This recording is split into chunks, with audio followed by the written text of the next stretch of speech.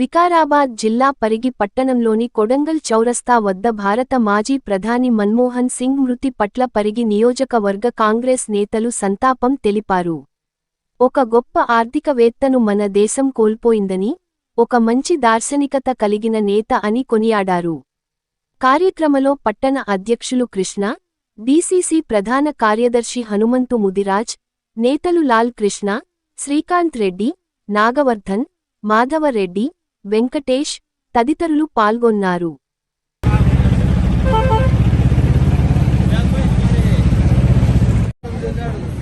కాబట్టి ఆయనకి ఇక్కడ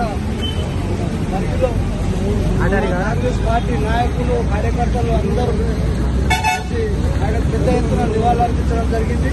కాబట్టి ఆయన ఆత్మశాంతిని చేకూరాలని కోరుకుంటూ, ఇంకో విషయం, ఆయన చేసే సేవలు ఎవరు కూడా మన భారతదేశంలో ఎవరు కూడా మర్చిపోని సేవలు చేసిన ఆయన.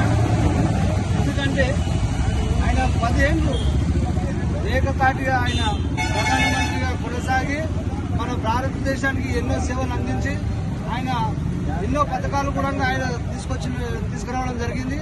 ఈ ఉపాధి హామీ పథకం వారికి కారణం కూడా ఆయననే మొదటి వ్యక్తి.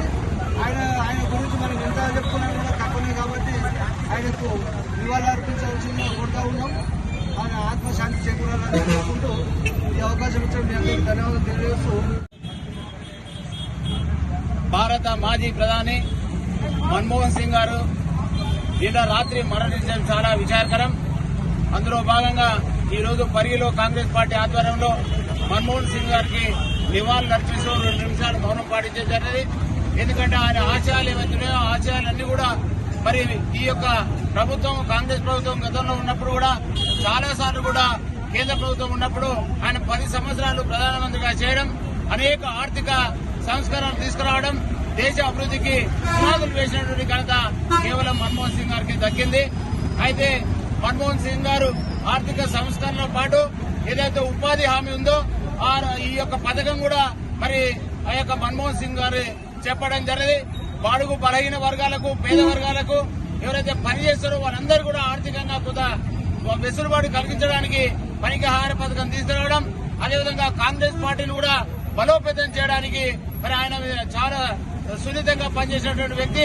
ఎక్కడ కూడా ఆయన జీవితంలో మచ్చ లేకుండా పనిచేసి ఒక ప్రధానిగా కాంగ్రెస్ పార్టీకి సేవలు అందించడం చాలా గొప్ప విషయం. అందువల్ల ఈ యొక్క మన్మోహన్ సింగ్ గారు లేకపోవడం మనకు తీరని లోటు. ఆయన లోటును ఎవరు కూడా కూర్చోలేంది.